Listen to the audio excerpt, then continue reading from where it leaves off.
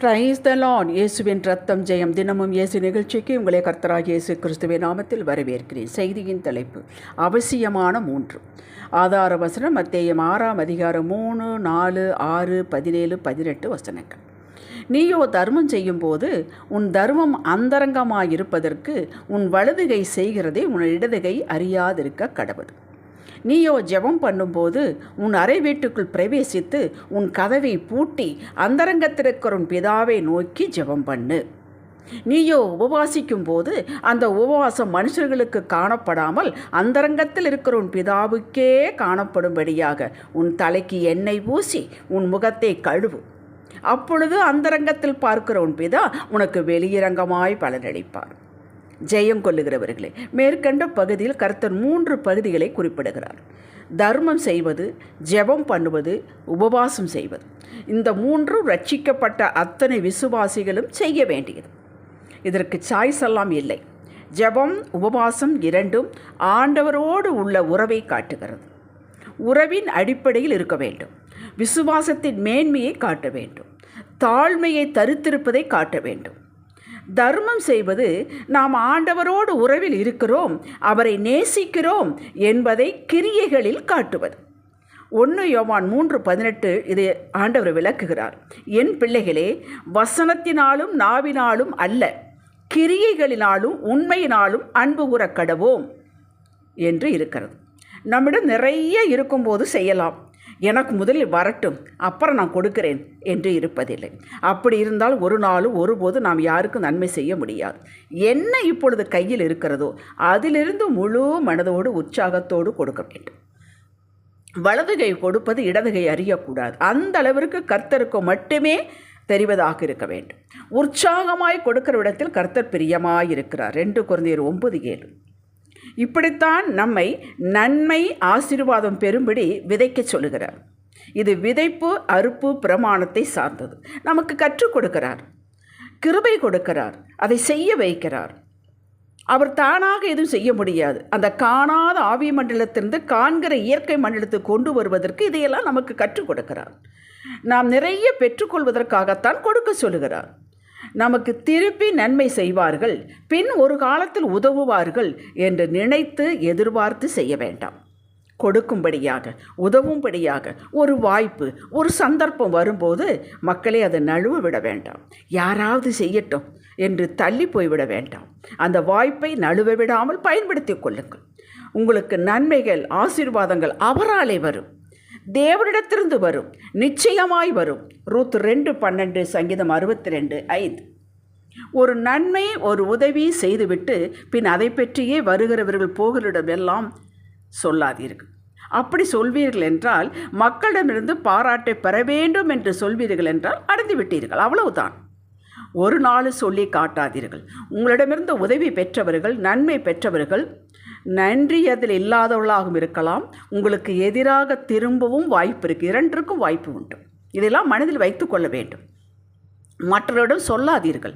நம் தகப்பன் நல்லோருக்கும் தீயோருக்கும் சூரியனை உதிக்க பண்ணுகிறார். நீதியுள்ளவர் மேலும் அநீதியுள்ளவர்கள் மேலும் மழையை பெய்விக்கிறார். நம் தகப்பன் பாரபட்சமற்றவர். நாமும் அவரை போலவே இருக்க வேண்டும். அவரை போலவே நடக்க, பேச, செயல்பட முயற்சிக்கும் போது பாடுகள், எதிர்ப்புகள் வரும். இது நான் ஒவ்வொரு செய்தியிலும் சொல்லிக்கொண்டு தான் வருகிறேன். அதை பற்றி கவலையே படக்கூடாது. அதற்கு அவர் பலன் தருவார், தப்பித்துக்கொள்ள வழி காட்டுவார். இதை மேற்கொண்டு செயல்படும் போது நம் மூலம் கர்த்தர் மகிமைப்படுகிறார். இதுதான் நல்ல போராட்டம்.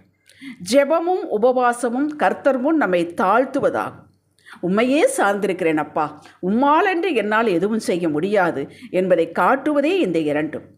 இன்று உபவாசம் என்று சொல்லிவிட்டு ஜெபிக்காமல், ஆண்டவர் சமூகத்தில் அமராமல், வசனங்களை தியானிக்காமல் வீட்டு வேலைகள் செய்வது, பீரோ கிளீன் பண்ணுவது, வர்றவோட பேசுவது, மற்ற காரியங்களை பார்ப்பது என்றால் இதில் ஒரு பிரயோஜனமும் இல்லை. உபவாசம் என்பது சாப்பிடாமல் இருப்பது என்று பலர் கருதுகிறார்கள். சாப்பிடாமல் இருப்பது உங்களுடைய ஜீரண மண்டலத்திற்கு நல்லது, அது ஒரு ஓய்வு, உங்கள் சரீரத்துக்கு நல்லது, அவ்வளவுதான்.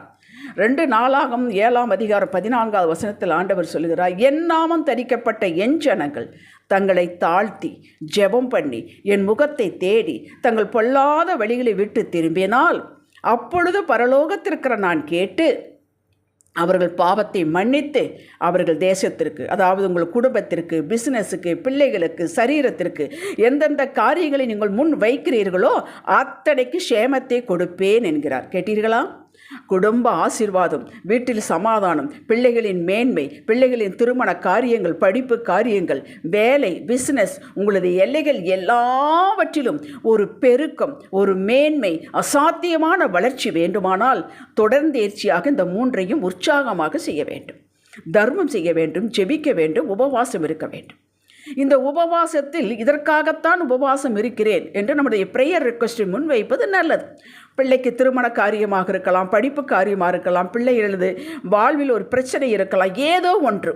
அதற்காகத்தான் உபவாசம் இருக்கிறீர்கள் என்றால் அதை முன்வைப்பது நல்லது, சொல்லுவது நல்லது. கூடவே நமது வழியை, பாதையை, ஆவிக்குரிய பாதையை சுத்தம் செய்ய வேண்டும். மன்னிக்க வேண்டியவர்களை மன்னித்து விட வேண்டும். மனதிலே கசப்பு, மற்றவர்கள் மேல் பொறாமை, ஒப்பிட்டு பார்ப்பது, முறுமுறுப்பு, கவலை, குறை சொல்லுதல், குறை கண்டுபிடித்தல், மற்றவருடைய நிந்தை எடுத்து பெரிதாக பேசுவது, நம்மை நல்லவர்கள் என்று வார்த்தையாலை காண்பித்துக் கொள்வது, இவைகள் எல்லாம் பாரம், சுமை, அழுக்கு மூட்டைகள். இவைகள் அனைத்தும் தடைகள். இவற்றை வெளியே தூர கொட்டிவிட வேண்டும். இதில் நீங்கள் கவனமாயில்லாவிட்டால் இதை உற்று நோக்குகிற கர்த்தர் இவைகளை வைத்து கொண்டு எத்தனை நாட்கள் நீங்கள் சாப்பிடாமல் கண்ணீர் விட்டு கதறினாலும் ஒன்றுமாக போவதில்லை. இவைகளை அப்புறப்படுத்த வேண்டும். அது உங்களால் கூடும். எல்லாவற்றையும் முற்றிலும் நீக்கிவிட்டு அவர் சமூகத்தை தேடுவது என்பது கூடாத காரியம். ஏனென்றால் நம் உலகத்தில் தான் வாழ்கிறோம்.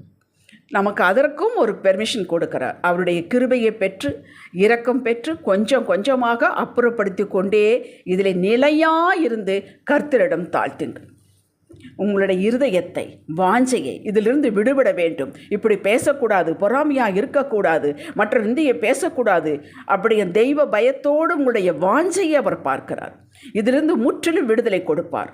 நீங்கள் ஒரு ஸ்டெப் எடுத்து வைத்தால் அவர் 99 ஸ்டெப் எடுத்து வருவார். இதை நடைமுறைப்படுத்தும் போது தான் நடக்கும். உபவாசம் இருக்கும்போது இன்னொரு ரகசியத்தை கற்றுக் கொடுக்கிறேன். உங்கள் பிள்ளைக்கு உதாரணமாகவும், பிள்ளைக்கு திருமண காரியத்திற்காக நீங்கள் உபவாசம் இருக்கிறீர்கள். நல்லது. ஆண்டவரிடம் சொல்லுங்கள், ஆண்டவரே தடைபட்டு இருக்கிறது, இவ்வளவு காலம் ஆகிவிட்டது, உமக்கு தெரியும் அப்பா என்று சொல்லி பிள்ளைகளை குறித்து என்ன வசனம் இருக்கிறது எடுத்து சொல்லுங்கள். குடும்பத்தை குறித்து என்ன வசனம் இருக்கிறது எடுத்து சொல்லுங்கள். சமாதானத்தை குறித்து, இது திருமணம் ஆகாதனால் வீட்டில் சமாதானம் இல்லை, அதை எடுத்து வசனத்தின் மூலமாக சொல்லுங்கள். கூடவே உங்களோடு பழகிறவர்கள், வேலை பார்ப்பவர்கள், உங்களுக்கு அறிமுகமானவர்கள், யாருக்கெல்லாம் பிள்ளைகளுக்கு திருமணம் ஆகாமல் இருக்கிறதோ, யாருடைய பிள்ளைகளாம் திருமண காரியத்தில் ஃபெயிலாகி கொஞ்சம் பின்னடைவில் இருக்கிறார்களோ அவர்களுக்கும் முதலில் ஜெபியுங்கள். என் பிள்ளைக்கு தானே உபவாசம் போட்டேன், அவங்களுக்கு எப்படி ஜெபிப்பது கேட்காதீர்கள். முதலில் அவர்களுக்கு ஜெபியுங்கள், பாரத்தோடு ஜெபியுங்கள், கண்ணீரோடு ஜெபியுங்கள். உங்கள் பிள்ளைக்கு எப்படி ஜெபிப்பீர்களோ அப்படி ஜெபியுங்கள். உங்கள் பிள்ளைக்கும் ஜெபியுங்கள். கர்த்தர் உடனே அந்த சிறையிருப்பை மாற்றுவார். இதில் தெரிந்து கொள்ளுங்கள். பிஸ்னஸ் ஆகட்டும், வீட்டில் சமாதானமாகட்டும், வீடு கட்டுவதாகட்டும், கட்டின வீடு பாதியிலே நிறுத்தினதாக இருக்கட்டும், எதுவாக இருந்தாலும் இதற்காகத்தான் நீங்கள் உபவாசம் போடுகிறீர்கள் என்று சொல்லுங்கள். அதே சமயத்தில் இதே பாதையில் நடந்து துன்பத்தில் இருப்பவர்கள், திணறிக்கொண்டிருப்பவர்களை அடையாளம் கண்டு உங்களுடைய காதில் விழுந்திருந்தால், ஞாபகத்துக்கு வந்தால், தயவு செய்து அவர்களுக்கு முதலில் ஜெபியுங்கள். அவர் உங்களுக்கு விரோதியாக கூட இருக்கலாம். நீங்கள் முன்னுக்கு வரக்கூடாது என்று கங்கணம் கட்டி கொண்டிருக்க கூட இருக்கலாம். அதை பற்றி கவலை வேண்டாம். நீங்கள் அவர்களுக்காக ஜெபியுங்கள். உங்களை சிறையிருப்பு மாறும். உடனே திருமணம் நடக்கும். தடைகளெல்லாம் நீங்கி போகும். இன்றே அதை செய்து பாருங்கள், நிச்சயமாக நடக்கும். ஹல்லேலூயா. ஜெபிக்கலாம். தகப்பனே, ஒருபுறம் எங்களை வழிகளை சுத்தம் செய்து கொண்டு, மறுபுறம் ஒரு கற்பனைகளுக்கு இடம் கொடுத்து அவைகளை கடைப்பிடித்து கொண்டு நடக்க பலன் தாரும். நன்மையும் கிருபையும் எங்களை தொடர்ந்து வரும். இயேசுவின் நாமத்தில் பிதாவே, ஆமேன். ஹல்லேலூயா.